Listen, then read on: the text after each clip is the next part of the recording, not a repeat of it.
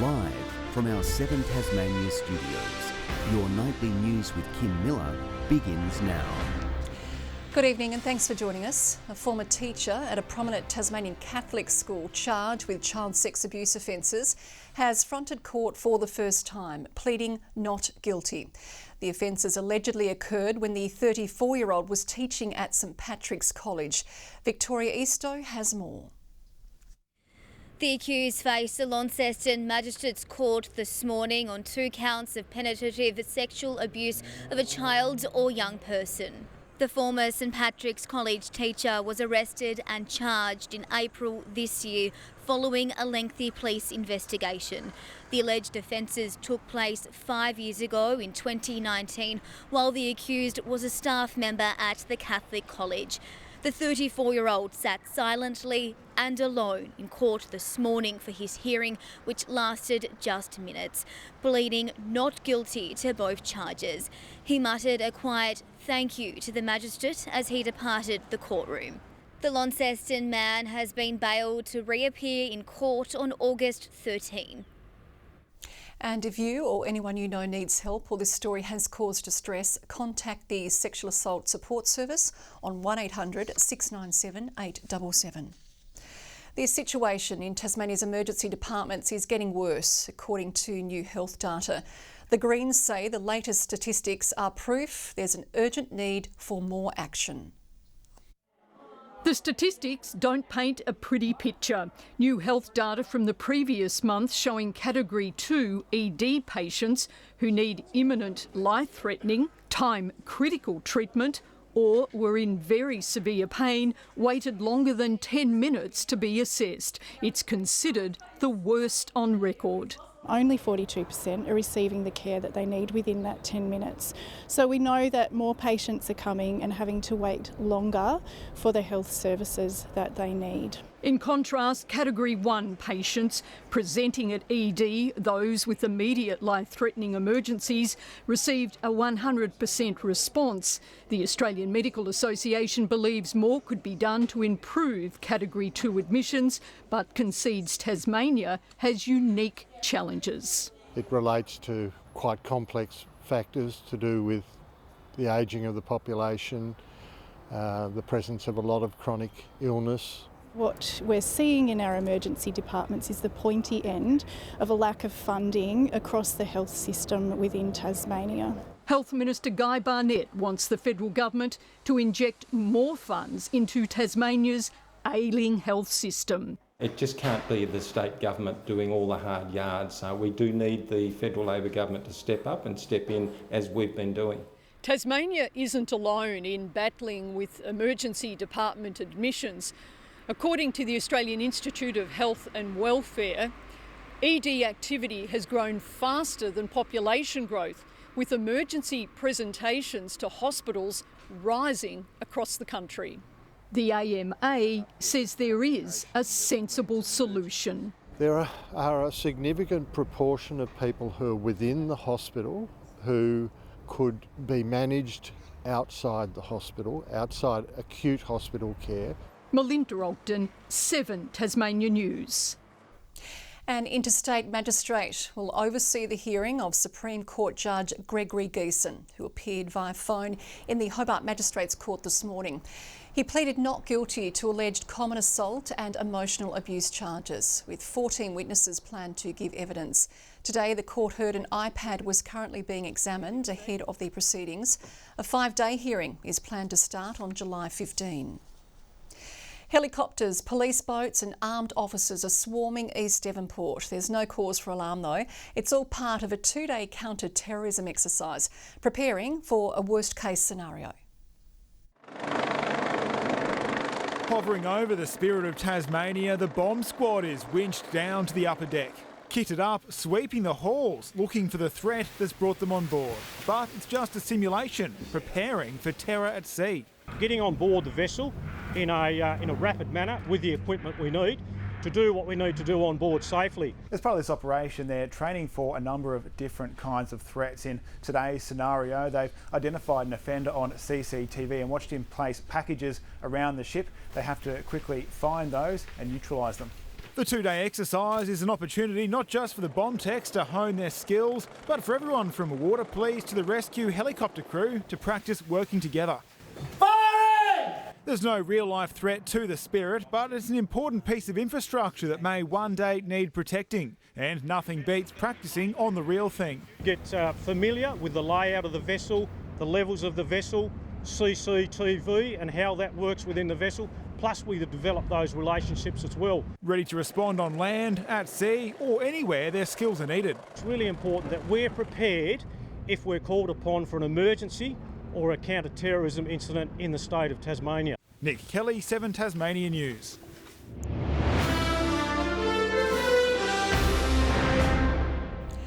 It may have been serving the community since January, but that same community has been thanked for its input at the official opening of West Ulverston's new Family Learning Centre, a local enabling group leading the project's development. And what I'm very proud of here is the way that people work together, the way that we look after each other and the way that we create this culture that everyone is welcome. 3 more centres are set to open later this year. Labor has accused Racing Minister Jane Howlett of chopping and changing plans for a new racetrack in the northwest. Dean Winter says the industry hasn't been properly consulted following the closure of the Devonport showgrounds. Tas Racing also declaring the proposed development at Mill Road unaffordable back in May. Here on the northwest, about 25% of the racing industry participants are based, and they need a home for greyhound and harness racing. Tas Racing is confident it's engaging extensively with industry participants and hosting forums, while the Minister says she remains committed to providing funding once a solution is reached. Nasty, dangerous and violent. They're the words police have used to describe an alleged street hooning incident in Clarendon Vale involving more than 100 people. A task force today seizing cars, searching homes and making arrests and vowing to continue investigations. It was loud enough to wake up the Clarendon Vale neighbourhood. Police allege fireworks, hooning and disorderly conduct happened last Friday night after a funeral. Estimating 150 people turned out to Bradman Street from 3 p.m. until dark. 4 police cars caught up in the crossfire, but incredibly, there were no injuries. When the police turned up, they were met with a barrage of bricks, flares and fireworks being shot at them. 60 officers this morning establishing a task force to track down the alleged offenders. Searched 20 homes across the Greater Hobart area, from addresses from Lauderdale, Clarendon Vale, all the way through to Newtown and New Norfolk. 1 man arrested, another charged with drug driving, 2 vehicles seized and more. Cash, a significant amount of cannabis, as well as some CCTV footage showing the hooning. The operation's far from over. Police warning there are a considerable number of further charges to arise. Those investigations have given us a number of suspects, a number of addresses and, of particular note, a number of vehicles who we were believed involved in that hooning. Authorities now urging anyone with evidence to contact the Bellreeve Police Station or Crime Stoppers. Ruby Cairns, 7 Tasmania News. Hospitals across the state's north have renamed their paediatric wards after one of our cuddliest native animals. Now called Wombat wards, children who need to spend 2 or more nights in hospital will be given a cuddly version to keep them company. Nursing staff are also getting in on the act with the addition of bright new scrubs. The change is part of sweeping reforms to the system following 18 months of consultation. It's just to try and encourage people to understand that we are trying to make significant changes to the culture of both the Launceston General Hospital and the Wombat Ward. It'll certainly be a wonderful, caring, safe environment for our children, and that's exactly what they need. The name change applies to the LGH, Mersey Community and North West regional hospitals. Tasmanian Sporting League has partnered with a vital cancer charity to highlight those affected by cancer. The collaboration aiming to raise vital funds and make a meaningful difference on and off the footy field. A worthy charity, partnering with a major pillar of local sport. We can announce that Cancer Council Tasmania will be the Southern Football League's official charity partner. The collaboration aiming to raise cancer prevention awareness and provide vital support and advice to players, families and friends affected by cancer. It's really hard to find today people who haven't got a cancer story of their own. For siblings and SFL players Annie and Dylan Johns, the partnership is a deeply personal one, losing not one but 3 family members, including their beloved Auntie Judy, to the deadly disease. It's not just a cancer diagnosis, it's how it affects the family as well. And probably for us was watching our mum become a support person to all 3 of those family members. A lot of tough times, but went through it all with the family and we held each other up. The partnership, a no-brainer for the league's president. They do so much powerful work in our communities where our football clubs are, and many of our players have had cancer journeys. A major aspect of the partnership is the introduction of Daffodil Round on August 17th. Players, coaches and spectators are encouraged to wear yellow to support those affected by cancer. To run out on a football field is a fantastic thing and we're so privileged to be able to do that, but to have even more purpose and meaning behind it is fantastic as well. Whatever the final score, both sides doing their best to give cancer the boot. Lily Thompson, 7 Tasmania News. A 10-year partnership has been made a little more sweeter. Banjo's Bakery raising $44,000 for local charity Speak Up Stay Chatty. 10 cents from every purchased baked good was set aside for the cause throughout May, helping them continue their mission. Funds going towards raising awareness and really breaking down the stigma around mental health. It's never been more important than these days right now that we continue to have money come in so that we can continue to do our work. Last month's efforts add to $300,000 already raised in the past decade. Authorities are ramping up their fight against illegal woodhooking after several trees were cut down in the Domain. Residents are being urged to protect our wildlife and bush by reporting suspicious activity.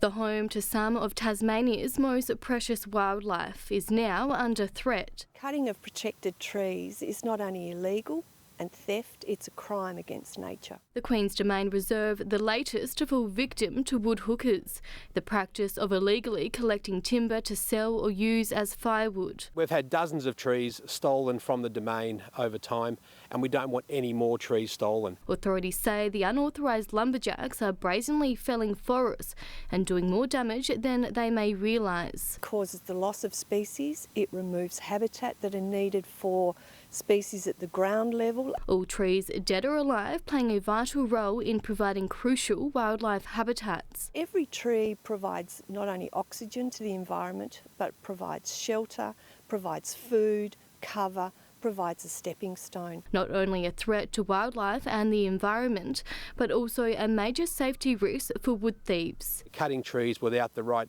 appropriate skills, and they could get injured doing this stuff. The City of Hobart is now taking extra measures to help stop woodhookers in their tracks, placing rocks around the reserve, hoping to prevent vehicle access and discourage the practice. Cutting down trees and chopping it up for firewood, it's just not on. It's a really stupid thing to do and they should be ashamed of themselves. They're also encouraging any suspicious activity in our reserve to be reported. Rebecca Gaidaneris, 7 Tasmania News.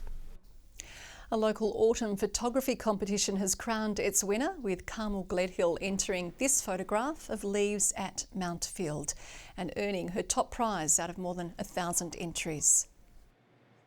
I'm so blown away. There were so many people that entered and I was been watching them and it was amazing. I just can't believe it. It's just, it's a shock. So. The competition, hosted by Destination Southern Tasmania, aims to showcase the very best of Tasmania during the cooler months, with the winner receiving a complimentary hotel stay as her reward. A big rig was on hand this afternoon to hand over a big cheque as the Tasmanian Truck Owners and Operators Association delivered a $35,000 donation to the Royal Flying Doctors. The fund's proceeds of a record truck run in March. We're incredibly grateful to be the recipient for the 4th year of such an enormous sum. $35,000 is an incredible achievement. We could all use it at any time. We never know when we might be the next patient or person they're transporting. The Flying Doctors will be using the funding for primary health care, including checkups for truckies. The group will be hitting the highway again in March next year. How well do you know Tasmanian apples? People are invited to compete in the Great Apple Quiz.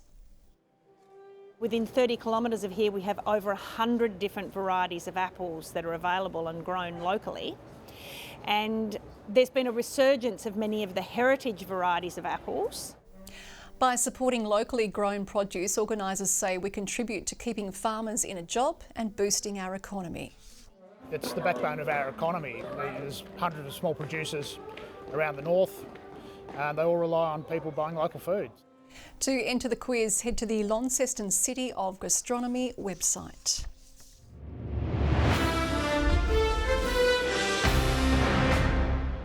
It's not every day the signing of a development player sets tongues wagging, but there's plenty of excitement about Brisbane schoolboy Roman Seolepa joining the Jack Jumpers as part of the NBL's Next Star program. The 2-metre-tall 17-year-old already has Australian representative experience and was MVP at the Under-20 National Championships. He's been picked up from the Pirates in the NBL 1 North and will head to Tassie later this year once he finishes school. Wynyard rider Kyron Bacon is packing his bags for Europe to have another crack at the World Enduro GP, racing rounds 4 and 5 in Italy and Slovakia. He knows what he's in for, having raced part of the event 2 years ago in France, hoping to make more of a name for himself. Days worth of racing, it's a lot longer. The tracks are a lot gnarlier. It'd be good to get over there and try and get up there with the top guys in the junior class. So I've still got another year, which is good. So if it all goes well, I'd really like to head over there and do a full season next year. Luckily, Kyron doesn't have to try and squeeze the bike into his suitcase. There's a shiny new one waiting over there, thanks to his Yamaha sponsorship. And Kim, you might have noticed my jacket. I'm looking forward to rubbing Murph's nose in it when his precious Blues lose the Origin tonight.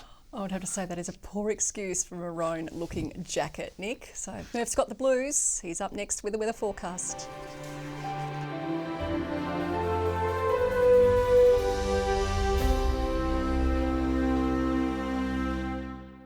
Good evening. Hobart a high of 15 today, 16 the top in Launceston and Devonport, Burnie with our maximum of 18 degrees. Lyowini did its job and provided the overnight low of -1, but generally today temperatures were between 1 and 4 above average. Flinders Island 17, Smithton, Low Head and Bushy Park 16, King Island and Grove 15, St Helens and Friendly Beaches 14, Strawn a coolish 12 degrees. We did have some scattered low cloud, bringing a light scattered shower early to the west and southwest. Bit of high cloud drifted over the north today. A broad area of mid to high level cloud spiralled over New South Wales. Scattered cloud extends through southern WA. Some high cloud streaming over the north of the nation. Tomorrow, a large high extends over the country, ridging over Tasmania. A low pressure system develops off the New South Wales coast. Winds here light and variable over the west and inland lakes, with south to southeasterlies at 10 to 20 knots over the east. We do have a minor flood warning that's been issued for the South Esk River. Hobart a 15 tomorrow on a cloudy day, 15 also for Cygnet and New Norfolk. Launceston tomorrow a high of 16 degrees, a sunny afternoon, mostly sunny for Devonport, 16 the top as well. 2 overnight for Campbelltown, 14 the maximum. Burnie partly cloudy and 15, partly cloudy also for Strawn, 14 the maximum, 17 the high for Smithton. And for the east, a cloudy day, St Helens 15, Swansea and Fingal 14 degrees. On Friday, morning frost and valley fog, followed by a fine partly cloudy day, apart from a shower over the east. Fine on Saturday until showers develop over the west during the day. And on Sunday, showers more widespread, less likely over the north coast, winds tending southerly later. Rain for Perth and maybe a storm there, partly cloudy in Adelaide and Melbourne. Some heavy falls expected in Canberra, sunny in Brisbane, 31 and fine in Darwin, and showers easing from Sydney. But tonight for State of Origin 1, 15 degrees and a 50% chance of showers. Go the Blues. But right here, right now, it's 12 in Hobart, 13 in Launceston, Devonport partly cloudy and 11. Kim, I now realise we have too many ex-Queenslanders working in this news department. It's not good for morale, I tell you. It's very true, isn't it? And that wraps up tonight's bulletin. Enjoy your evening. Good night.